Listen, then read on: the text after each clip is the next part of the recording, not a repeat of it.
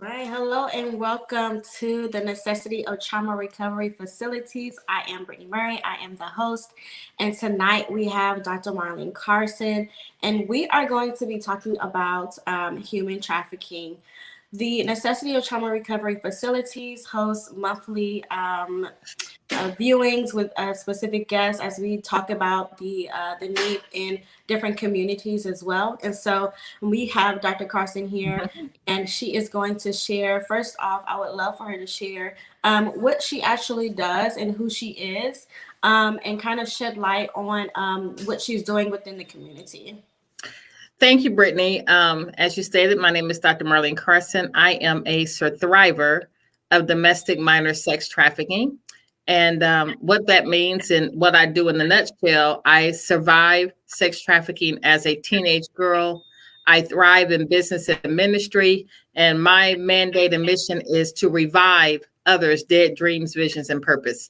And so we currently operate a 32-bed facility for sex trafficked victims. And it's all about restoring the lives of traumatized and exploited people. Awesome.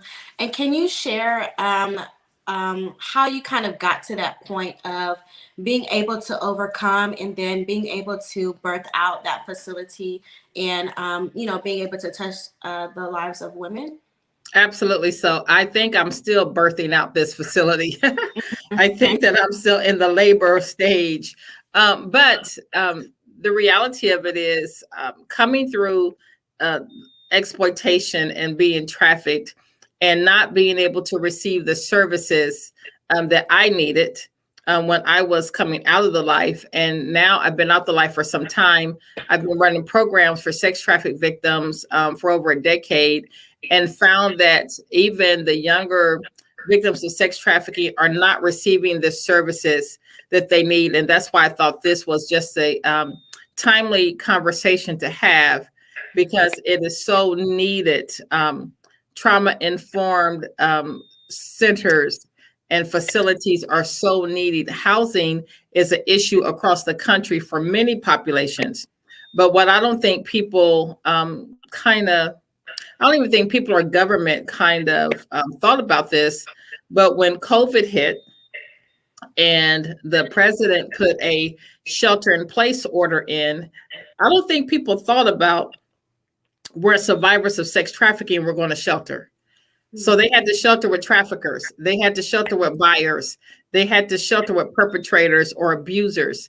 And so that was the thing that really touched my heart. We had victims calling from around the country saying, I don't have anywhere to go. We were actually putting victims in hotel rooms and hiring case managers to stay with them and things like that. And so that's where I saw the need. We have to do something about this. And that's when I was introduced to this property, and God said, do it. And so it was strictly out of obedience, because honestly, I never wanted to do housing again. The last time I provided, or our organization provided, direct services, excuse me, we had a 6-year-old victim. Let me get something to drink. Excuse me 1 second. Oh, you're fine. We had a 6-year-old victim. And when we had that 6-year-old victim, Brittany, it was really kind of traumatizing for me, even to see someone that young become a victim of sex trafficking. Mm-hmm. And with that, I stopped providing direct services. And so again, when COVID hit and we saw the need increase for housing, I felt like it was only my duty, and I had the access and the opportunity. I felt like it was only my duty to step out and get it done. Yeah. And you, like, as you stated, that's when you kind of stopped doing the services with the young girl. How does you interacting with multiple people from different paths of life, how does that, I guess, impact your passion in doing this? And if it impacts it in any other way, can you share that, like how that impacts you? Oh, absolutely. So initially, when I first started doing this work, I was almost being re-traumatized on a daily basis, to be honest. And so through my own process of prayer and healing and counseling, Mm-hmm. and just going through the process myself of being purged from that lifestyle, from the money of that lifestyle, from the all the drama and the excitement of that lifestyle. Terrible excitement, but it's still excitement, nonetheless. And so going through that process, it was not an easy process, but it was one that I wanted. I wanted out of the life. Absolutely, I didn't want any parts of sex trafficking or or the relationships that I had in that lifestyle or the money or none of it. I wanted to be free, and I wanted to be free from it all. And so working with victims on a daily basis, I saw myself over and over and over again in their lives. However, I'll never forget the day that it hit me that I am free and they can be free too. And so that's when my prayer changed from a pleading God to cleanse me to a I am cleansed because of the blood of Jesus. And now you too can be cleansed and healed from this trauma. Yeah. So, yeah. Yeah, that is awesome. And I believe absolutely when you are working with others that have kind of walked paths or maybe have gone through the same thing, you can almost see yourself Oh, um, absolutely. that they're dealing with or gone through. For those that aren't necessarily aware, can you share and explain what is human trafficking and sex trafficking? So there are different dynamics of trafficking. Mhm. There's human trafficking, there's labor trafficking, there's sex trafficking, and in most forms of trafficking, you're going to see three dynamics, and those dynamics are force, fraud, or coercion. And that's when you're being forced to do something against your will. You're being coerced to doing something that you don't even realize that you're stepping into. Someone is tricking you or playing games with you and get you to do what they want you to do in exchange for sex or goods or money or some type of service. And sex trafficking is commercial sex trafficking. Everyone is exchanging money for sex and they're getting paid on your behalf. And so you're always going to see those three dynamics when it comes to trafficking. Okay. And typically we hear about a lot of women who experience that. Can you share what might be a typical target for someone? And is it only women? Absolutely, it's not only women. We actually had a house for males, and I deal a lot with male victims of sex trafficking.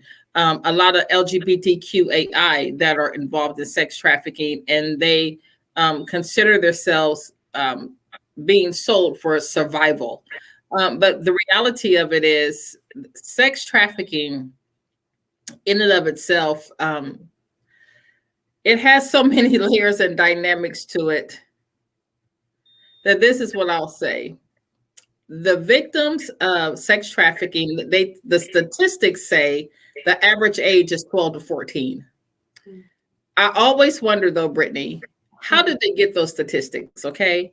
Who is actually saying, hey, I'm a sex traffic victim, count me in your census? Or Right. even after a rescue, because a lot of victims don't identify. And so I often wonder how they get those statistics. So let's go with the average age of what the statistics say. And that was as of about 2019, 2020, when they said the average age is 12 to 14. It's been our experience. The average age is really about 10 to 12. Mhm. And I can tell you that those numbers come from us actually when we take in clients or when we do street outreach or when we do different intakes, we have a survey and this is what they're telling us. Molestation or family trafficking or those type of sexual abuse happened at a very, very, very young age, which ended up turning into sex trafficking. Okay. Yeah. Yeah, I think as far as even just with what you might see in even some commercials, which is why I asked as far as if it's just women and who the targets might Mm. be. Can you share and explain the impact worldwide that human trafficking has? We know as Oh far as gosh. you shared about the different types of trafficking, like labor and sex. We know and we hear about labor trafficking in the sense of making certain devices and things of that Mhm. nature. So can you kind of share the impact that it has worldwide? Worldwide, we have to think about this. So again, the statistics say that there's more slaves in the world than there were during the transatlantic slave trade. Wow. So that puts it in perspective. When I started this work in 2008, the statistic was that trafficking worldwide was a $44 billion a year industry. Okay. And that's staggering enough, 44 billion. However, now the statistic says that it's $160 billion a year industry. So that puts it in real perspective when you think about those numbers and the lives that are being exploited, that are being labor trafficked, that organ trafficking could come into play. That's staggering. That's huge. That is very huge. Yeah, it's That is huge. huge. 160 billion. Wow.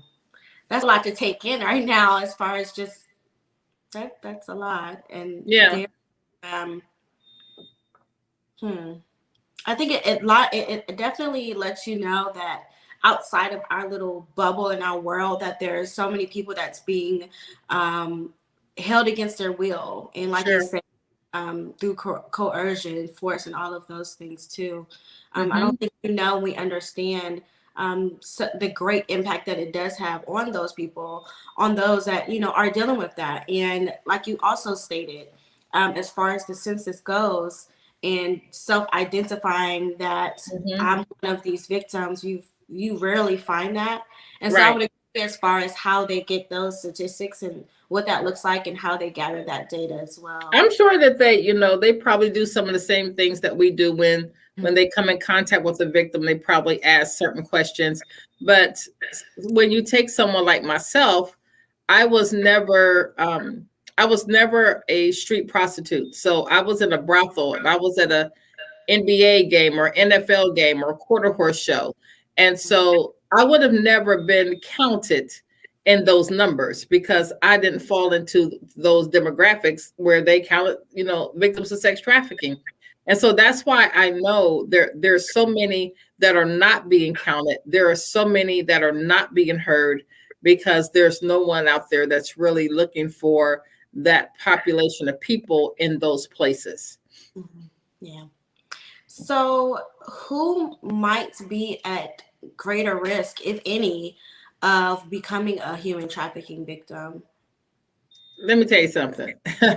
The better question is probably who's not at risk from Right. becoming a victim of sex trafficking, because the reality of it is when you think of our children, I actually know adult women that have been coerced into trafficking. One is from Ohio, and she's 44 years old, business owner, and was being coerced not to sell sex, but to manage and run women. And Mhm. so, because sex trafficking is just not about selling sex. Mhm. There's different hierarchies of sex trafficking. There's something called a bottom girl, and that bottom girl is a recruiter or a manager for a trafficker. And so, traffickers often look for bottom girls too. They look for people to run their business. So it's just not selling sex. And so when you ask who's at risk, it can be your young victim, or it can be your older one, your older woman who feels like they've been disregarded, they've been rejected, they've been abandoned, and they have those voids in their life. And they're just looking for someone to love them and to fulfill those voids. And oftentimes they become prey to traffickers. Mhm. That's interesting. And um, we know that with any type of trauma, it can impact negatively as far as their cognitive abilities and social skills, Hmm. just environmentally as well, and other economic changes that are they're affected by. Can you explain in kind of go over whether they're still doing those things or being forced to do those things, and versus coming out of it, how are they negatively impacted in those ways? Well, when you think of the trauma of sex trafficking, um, trauma has a way. I don't know if you ever heard of the book, The Body Keeps the Score. Yep, I have the book. Uh, Yeah. Bessel Vandercourt is actually a part of our team. So Mhm. we're actually being trained by him now on neurofeedback. And so that book tells it all because your body does keep the score. And so you can be out of the life and still have the memory, and you can still have the trauma stored in the body. And I can guarantee you it's going to come out one way or the other. It's definitely, and it could come out when you least want it to come out, and in ways that you don't expect it to come out. And so some of those ways are a smell.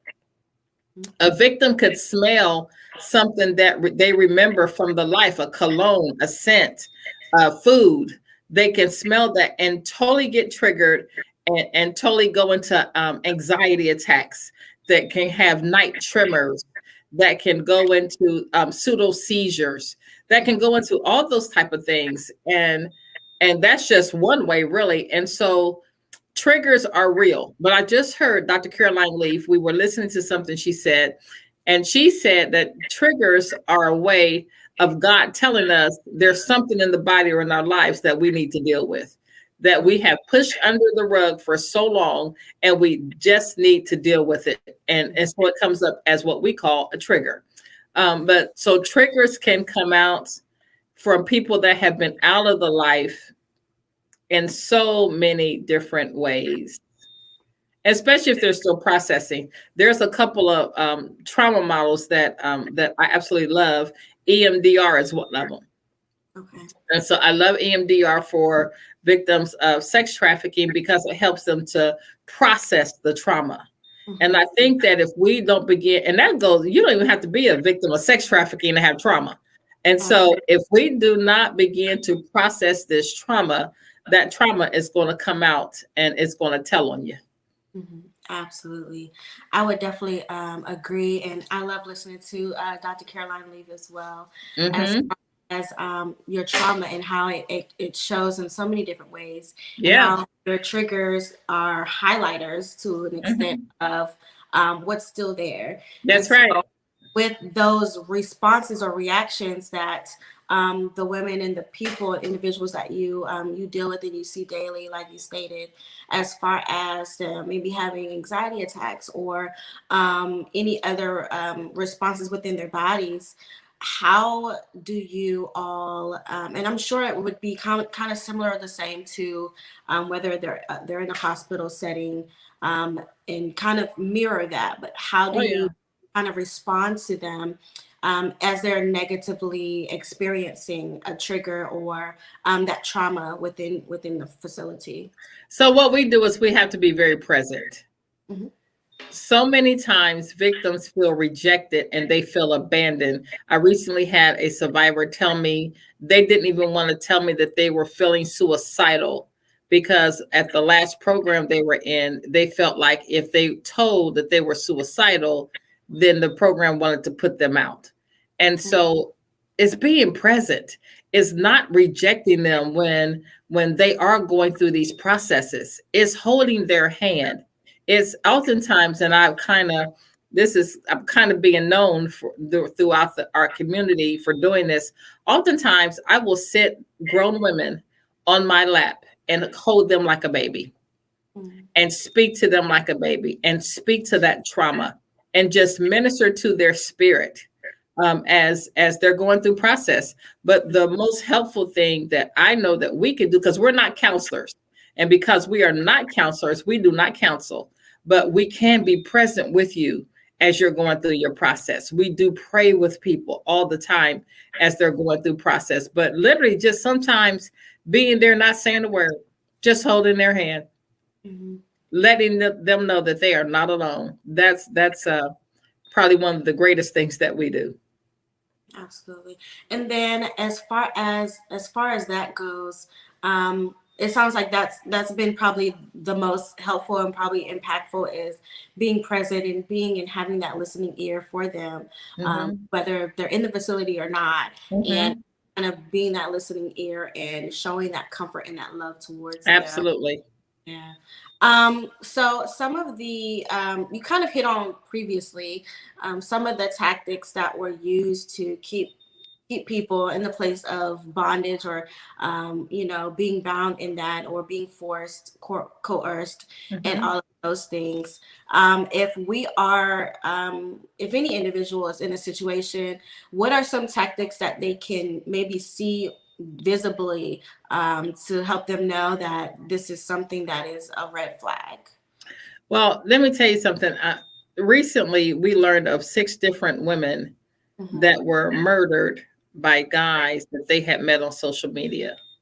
So, one thing that I tell women, and men too, for that matter, if you are in relationship with someone that you're just meeting, run a 50 on them. And for those who don't know what a 50 is, everyone has a clerk of courts. Put Hmm. their name in your clerk of courts and check out their background. And if you see domestic violence or white slavery or trafficking or whatever it is in their background, check it out. That could be an absolute red flag. And then always know who you're dealing with. Another friend of mine recently, her daughter had met a guy, met him one day. Her birthday was the next day. They went out for drinks for her birthday. Someone comes into the bar, kills him, and shoots her. And now she has a colostomy bag. This girl's only like 28 years old. And so, yeah, things like this happen. And so we need to know who we're dealing with. We need to be more mindful of who we're dealing with. Everyone on social media is not your friend. It's just, it amazes me how women can meet someone on social media, talk to them a couple times, and the next thing you know, that's your friend. No, that's somebody you met on social media. We just need to be more cognizant of who we're dealing with, really. Also, I think that when I'm going to speak to the church. When we, as the church, even begin to be in relationships with people, the that know we're among us. And the fact of the matter is, we don't. We just take people at face value. Don't try the spirit. Don't do any of that. We just take them at face value, and next thing we know, we're in relationship and marriages. And I actually know someone who married a trafficker. So Wow. it's we really need to wake up in a lot of ways, in a lot of areas. Yeah, I would definitely agree as far as like you mentioned the church, but then also on social media where people can put out what they want to put out and create a life. It could be an alternate reality compared to their real Oh life my on gosh. media and can kind of exude something that's not real. It's a fantasy. And, they want people to accept that, and people do. And then they don't do the further research to find out who this person really is and kind Right. of do those background checks to a sense. So Right. I definitely agree as far as even that and having the wisdom and kind of making sure looking at the red flags and what those red flags would be in allowing someone in our space and Hmm. being able to speak to them or share intimate details where they can Right. know where you live or know what your family's names are and all of Right. those. I would definitely agree with that. We need Um, to stop bringing people into our world so fast. You know what I'm saying? And yeah. not just um, telling them where we live, but I've heard women literally spill their guts to Mhm. men that they don't know, telling them what happened in the last relationship and what happened to this one and what happened with the children's father. I mean, just tell them all their personal business, only for that business to be used against them. Mhm. Yeah. Hmm. And that's definitely what is unfortunate. Yeah, I've seen that too many times. So, I'm sure. I'm sure. Hmm. um, my other question was as far as when we talked about the census and how some victims they don't necessarily self-identify of being a victim of a crime. how do they actually seek the help that they need if they're not saying, hey, I'm a victim of this? Very good question.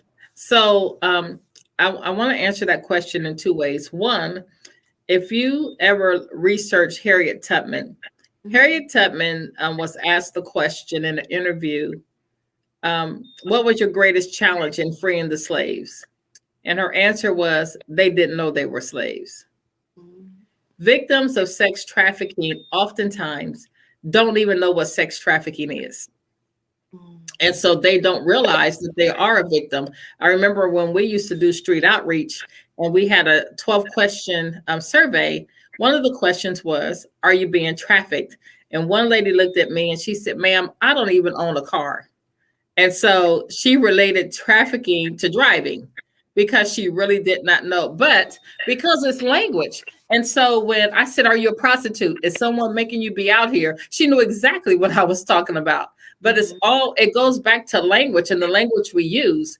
And so sometimes people just don't know. And we have to walk them through the process. And we also have to give them the time to come to their own understanding of what happens. When you educate someone on sex trafficking, they will have memories. They will begin to understand, like, oh, that happened to me too, and that sounds like my story, and that sounds like what I did. But I don't associate myself as a traffic victim. I don't consider myself a traffic victim. So education will help them to come to that realization themselves, and then they will begin to reach out for the services if those services are available to them in their areas. And would you say that as far as the services go, are there limited services for those victims? I know that I may have seen outside of your program, maybe one or two other programs, and they're not in Ohio. Other, locations. I'm sure there are other out there, but you don't necessarily see them. So, are there resources, and how limited is that? So there are actually several programs throughout Ohio, but they're small in nature. They do great work, but because most of us and smaller agencies are not funded, so they don't have the marketing dollars for people to see who they are or what they're doing. And so they can go unnoticed, although they're very grassroots and they do amazing work. And so that's usually the problem. And one of the things that, I sit on the U.S. Advisory Council with the White House on trafficking. And one of the things that we often discuss is how can grassroots organizations get some of the funding that large organizations get, but don't do the same work. Right. Mm-hmm. And I believe that's definitely necessary, like as far as the funding goes. Yeah. Something that's so necessary within communities where people are being impacted and negatively impacted in their life and their, cognitively, socially, socioeconomically. I would definitely agree as far as finding some ways. Would there be some suggestions that you would add to that you would recommend as far as that funding goes? Well, first of all, I think that we need to stop depending on government for funding. That's number one. Scripture tells us that government's on his shoulders, right? And so I think that when the church begins to be the church and serve the motherless and the orphans and the widows, we will actually touch the population, because there's so many orphan children that become victims of sex trafficking. And then also, I believe strongly in the power of social enterprise. And so every single thing that we do at our facility is monetized. We have to have an income stream that pays for it. We're not grant funded, never will be. And so we always have a funding stream of a business. That's why we opened the restaurant. Remember we had the restaurant. And so now we have a candle company called Mission of Light. Missionoflight.shop is that website. We just start other businesses to help sustain our ministry. And I would recommend that for other agencies as well. Okay. Yeah, I never knew that. Yeah, we've never been funded we've never been funded like that. Never been funded by grants or anything like that. It's always been by social enterprise. Okay. And you of course you mentioned scripture, so I want to kind of get your thoughts on this of what the Bible says about human trafficking, all types of trafficking, and explaining that connectivity there. Well, oh my gosh. So I think about several scriptures when you ask that question. One, I think about Rahab in the book of Joshua, who is known by her profession, Rahab the harlot. But what most people don't consider Rahab was an entrepreneur. Now, being good, bad, or indifferent, she had a brothel that would have been known as a brothel in our day. She also sold thread, the yarn. She also had stalks on her rooftop. They were drying. So she sold products. She was very entrepreneurial in nature. To me, she was a social enterprise. And then when you think about Gomer and Hosea, Mm. I think that represents the church. I think the story of Hosea and Gomer. So for those who don't know that story, Hosea was a man of God. God told him to marry a prostitute whose name was Gomer. Long story short, Gomer was sold on the auction block and she was purchased by her husband, Hosea. And so now she can't do the things that she used to do because he owns her. You know, he physically has bought her, and under that law, she just can't do what she wanted to do. And that's how we are, the church is to the body of Christ, to Jesus Christ. We have been purchased by the blood of Christ. And because we have been purchased by his blood, we can't just go and do what we want to do anymore. So we've been redeemed by the blood of the Lamb. Those stories are so indicative of sex trafficking and how, I don't know if you realize this, but I think it was 54 pastors this year that was arrested for sex trafficking. That's insane to me. Yeah. That's insane to me. And so I've been on those cases. And when I think about the victims, when I think about the fact that FBI is taking pews out of churches for DNA, that stuff right there is staggering. Then I think about Hosea and Gomer, and I think about us being bought by with the blood of Christ, and how that's just a slap in the face of God. You know, Mm-hmm.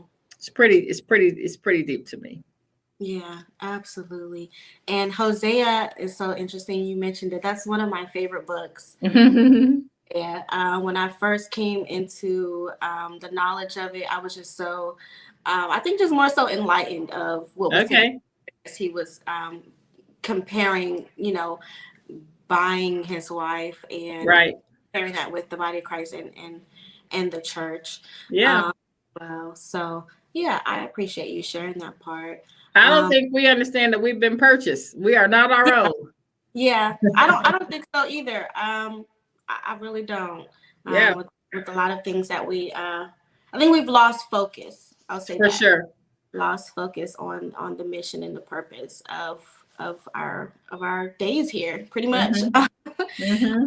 Um, so for individuals who might be out, and they might see something unusual, and it could be human trafficking taking place, what can they do, if anything at all, to interfere if they do see something? I know that on social media I've seen where a woman, it was a fake $20 bill, but it looked real, and it Hmm. had a type of scent or poison or something on Hmm. there, Hmm. and it kind of made her weekend where she would, pass out. She didn't pass out completely, um, Hmm. but I don't know if that would be a tactic of that. But outside of that, what can people do if they do see something unusual taking place? So I always say, if you see something, say something. And so you can always call the human trafficking hotline. That hotline number is 888-373-7888. That number again is 888-373-7888. And you want to give as much information as possible: make and model of car, clothing, direction, description, any marks, tattoos, things like that. You want to give them much information as possible. And you also want to um, give as much detail as to why you think a victim may be, someone may be being trafficked. So you want to do that. And then the other thing is you don't want to jump in and get involved. You don't want to put yourself in harm's way. You know what I'm saying? We definitely want to be cautious. We want to be careful, but we want to be a part of the solution by calling the trafficking hotline number or calling your local law enforcement. Okay. That's good. Mhm. That's good to know. So for those that are watching, I did put the hotline up here so that you all can also see it on the screen as well. So I'll leave it up here so that you all can kind of take the time to also write it down. So is there a way for trafficking to actually be prevented? I know you kind of mentioned what someone can do, but can it be prevented like long term? Absolutely so. I am totally convinced, and I'm really I'm kind of tired of intervening on into the sex trafficking industry. I think that we need to put dollars and Mhm. resources into the prevention, into educating our children, into really help facilitating their lives. A lot of times, especially with African American children, if they are struggling financially, if the families are in inner city and they don't have the tools and resources they need for school and things like that, they become a target. And so I think it's responsibility for us to help those potential victims before they are trafficked. But I'm going to tell you this. It seems to me like uh, the sex trafficking story is sexy to some people. It's thrilling to some people, and they don't realize this is our life. You know what I'm saying? This is not nothing we play with. This is our life, and if we can prevent it, I think we need to prevent it. And instead of putting millions and millions of dollars into intervention, let's start with the prevention, and let's see, do some see what kind of results we get there. But that's not normally what happens. Yeah. What are ways that it can be prevented as far With as education. Mhm. Education is huge. Yeah, education is huge. Huge. If we just educate our children, educate the whole family, not just on what sex trafficking is. If you see a family that's financially struggling, let's see help the family sustain the family and maybe bring the father back into the household. I think some of the systems that have been created to tear up the family, separate the parents, leaving the children at risk. Let's be the family again. Let's bring the families back together and put dad back in the household. I agree. I agree. It's definitely something about having that nuclear family that has strength and power, and like you Yes. say, the broken families and Yeah. things of that nature. There's so many systematic things going on that are Right. impacting individuals and those that are even younger and coming up. Yeah. Um, in so many ways, it would lead us off topic if I even go I to. already know. I already uh, know. Uh-huh. Mm-hmm. I But would. I, oftentimes when we talk with victims, female victims of sex trafficking, I would say about 79% of them don't know their father, mhm, or their father is not in their life. And so not having that male present in their mhm, life always gives them this drive to go seek him out. mhm, And oftentimes we seek the one that's least likely to be like him. You know what I'm saying? mhm. So, yeah, I think that family nucleus, I think that was intentional. I really do think that was intentional. Yeah. So, break up So, the family. so are those that are probably, I don't want to say at a higher risk, but those that do come from broken homes that might be dealing with poverty and things of that nature, would you say that those are people that might be at a greater risk? Oh, absolutely so. They're definitely at a higher risk. We had a house in the inner city, and I remember driving up to the house one day, just riding past actually, and I saw a little girl knocking on my door. So I stopped and I said, "Hey, can I help you?" And she said, "May I cut your grass?" And I said, "Yeah, you cut my grass." I said, "But I'm leaving. Let me give you my business card, and I promise I'll come back and pay you." So when she looked at my card, she said, "What is this Rahab's Hideaway?" And I said, "We're a shelter for victims of sex trafficking. or prostituted people. Do you know what that is? And the little girl just bust out crying, fell into my arms. She said, "Thank you. I did not want to sell my body today." And this is right here in our city. This girl was 14 years old. She had borrowed a lawnmower from the guy on the corner and was going around because her mother had been sending her out every day, selling her body to get food for her and her brother. And so I believe that they definitely are at a higher risk than a someone in a two-parent household, in a two-parent healthy household, whatever that looks like. But I also think that that's the population that we can educate and show them how they can sustain their families. That's part of the prevention plan. Okay. Wow. Mm-hmm. Wow. That is something powerful. I think that was definitely a divine encounter, I guess you could Yeah, say. for sure. For sure. Absolutely. So for someone like her, where can someone actually go to seek help if whether they're just coming out of that, where can they seek help and how can they actually get that information? They can go to our website. We have two different websites. One is www.rahabshopeofohio.org. That's RAHABS hopeofohio.org. And the other one is jointheswitch.org. Jointheswitch.org. And we have where you can sign up, you can call us, you can email us from both of those websites, and we're definitely here to serve. Absolutely. Thank you.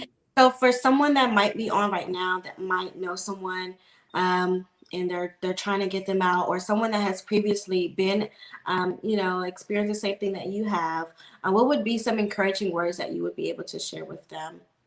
One of the things I would tell them is there is life after the life. So people call prostitution or exploitation the life. And there is life after that. That is not a death sentence. And I am living proof that God is a redeemer and he is a sustainer of life and he can redeem time in your life. And so it's not over. Don't give up because it's definitely not over. And reach out. Absolutely. Well, Mm-hmm. thank you so much. I appreciate you taking the time just to be with us to explain and go over just first of all, what human trafficking is or trafficking is in general. We know that you're busy. We know that, you have so many different programs and foundations that you're doing in helping the community. So we appreciate you and what you're doing and impacting their lives as well. Once again, for those that would like to find Dr. Carson, she mentioned the websites as well for you all to find her. Was there anything additional as far as them finding you that you would like to share? And I can just also put it down here too. Yeah, we're also all social media platforms at Join the Switch and on Instagram at Rahab's Hope of Ohio. Okay. Awesome. Alrighty, so we are going to end tonight. Once again, this was the necessity of trauma recovery facilities, and I hope you all took notes and soaked in what Dr. Carson was talking about, and hopefully that you all would also gain the courage, if you feel led, to also go out into your community to impact those lives as well. We can be found on llicenter.org, on Instagram at lovelight.initiative. And for anything else, if you all have questions or have questions about getting in contact with Dr. Carson, you can either reach out to her directly or let us know, and we would be able to provide her details. So hope you all have a good night. And once again, thank you so much for viewing, and we will see you all next time.